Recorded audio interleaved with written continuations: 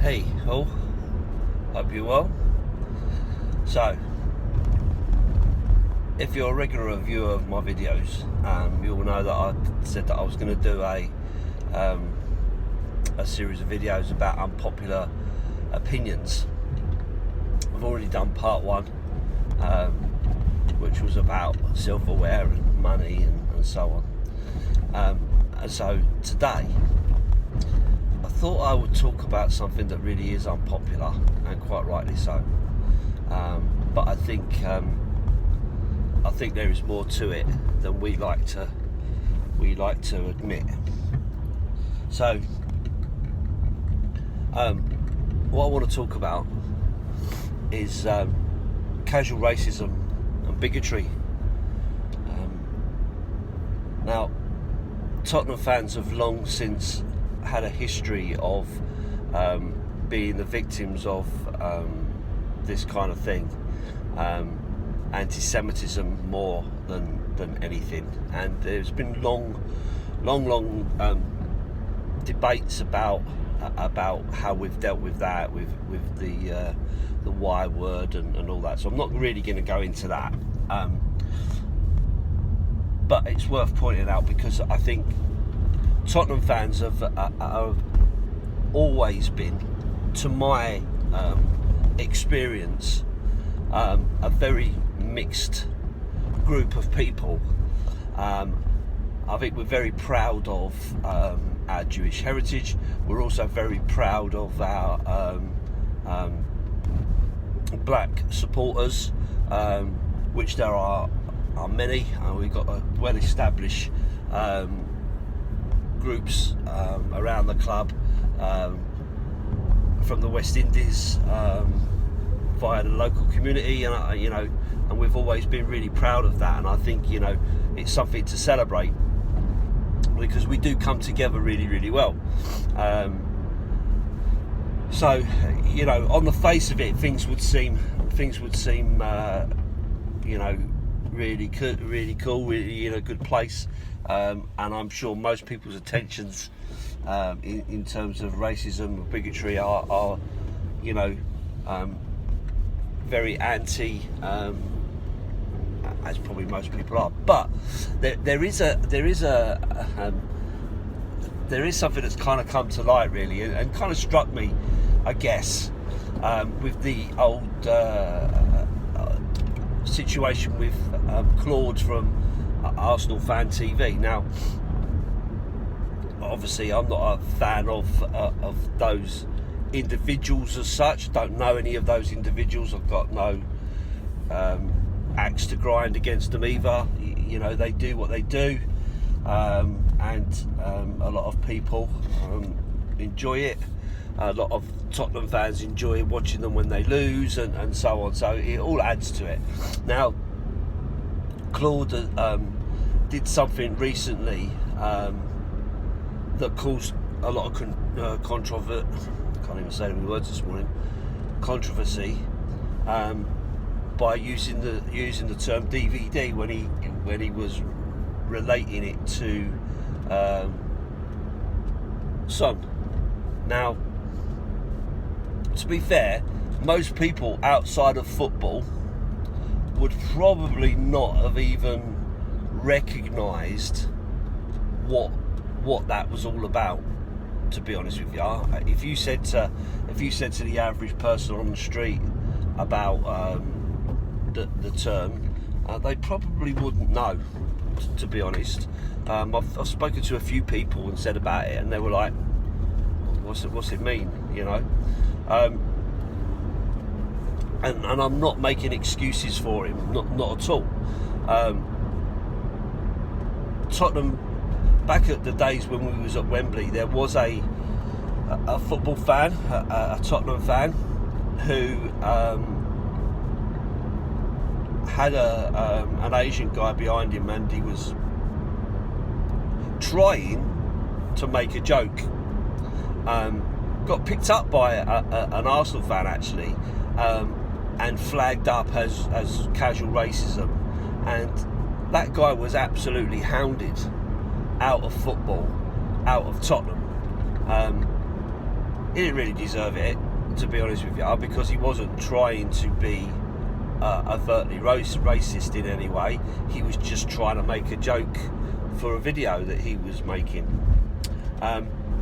So slightly different to Claude, because Claude was using his terminology in a negative, detrimental way. But my point is, it's so easy to kind of fall into this casual attitude towards it. At the time, the Tottenham guy, when he was hounded, he was actually hounded by a lot of Tottenham fans for the belief that he was being racist. So, which is quite admirable to a certain extent. But once the crowd gets the bit between their teeth, that's it. You can't kind of let it go. But there are a couple of things I'd quite like to point out, which I don't think fans really think about. So just putting it out there, and as I said, this is just my unpopular opinions, right? So, you know, I'm not asking you to agree with me. But the term pikey for West Ham fans, now that's bandied around constantly. I see it an awful lot. I see it on Twitter, I see it on Facebook, I see it, you know, on people's YouTubes. I see it all over. Now, for people from the travelling community, that's not actually a racist term. It's classed as a racist term.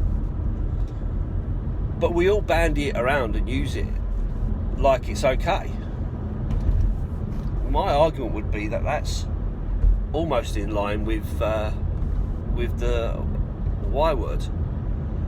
In fact, if we're using it in a derogatory way, it is as bad as the Y word. Something to think about, you know. I mean, I've seen lots of memes with caravans and so on. So people know what they are talking about when they make this analogy. It's not like they don't know what it means, you know. But as a travelling person, you would think that that's racist, and I'm not sure where it came from. If I'm being honest, I guess it's the Essex connection and the fact that there are lots of travellers who live in that part of the world. Maybe I don't really know. I don't really recall how it came about. The other one, which is quite interesting and quite debatable, is the term rent boys for Chelsea.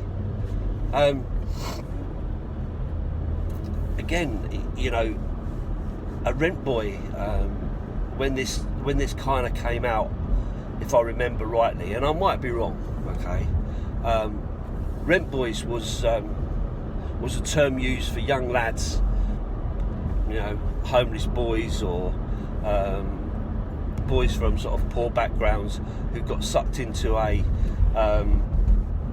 life around that area, around the West End of London, where they would sell themselves to men who are interested in that kind of thing. It was a big thing certainly back in the 80s. I don't think you hear so much about it these days, but certainly back in the 80s it was a thing that was going on. But in the days of when you consider all the young girls and that have been groomed around the country and been put through some awful situations, kind of align those young lads with a very similar story, really, because they're poor people who were dragged into a life with, you know, drugs and drink and cigarettes and so on and so forth. So, you know, is it really an appropriate terminology for football supporters to bandy around willy-nilly at other football supporters. I mean, you wouldn't use that kind of term about the groomed girls in Rotherham if you was a supporter of one club who's playing Rotherham United. You wouldn't call them, I don't know, the abuseds or something. I don't know. I'm just making it up. So I'm just putting it out there just for just to prick people's minds about different things. I mean, the final one really that kind of sticks up a little bit is the way that football fans treat Brighton fans. There's lots of jokes made and stuff, and lots of banter, and I think, I don't think you'd ever take that away. And I think I think you have to be really careful about where that crosses the line. There is a song where they sing, we can see you holding hands. Does your boyfriend know you're here? All that kind of stuff, right? Which isn't overtly homophobic, but it kind of implies that everybody in Brighton is of that persuasion, and some people can take offence, certainly in this politically charged world that we live in these days. So that's kind of my unpopular opinion debate, I guess, for today. As I say, it's only my opinion, and it's just to be a little bit thought-provoking, and to point out a little bit of maybe a little bit of hypocrisy from us as football fans. And let's say this isn't necessarily about Tottenham fans. This is about all fans, I guess, and how we treat each other and how we say stuff. But how quickly we jump on someone to point out their casual racism, when actually a lot of other football fans do something very, very similar. And that's not to take away from the real racism that unfortunately still plagues society today. There are real racists out there, but all the while there is casual racism. I guess that legitimises out and out racists to feel that it's okay to say what they say. I mean, me personally, I've never stood next to anybody or sat next to anybody at football and heard them use any racist terminology towards any player or group of fans. To be honest, not from that perspective. But I have heard, obviously, as I've just discussed, some of the terms that are used for other clubs and that, and it has made me think, is this appropriate? Should I feel that this is okay? So anyway, have a think. Please do leave your viewpoints and your comments below to see whether you think this is okay or not, and we'll talk again on another subject another day. Up the Spurs.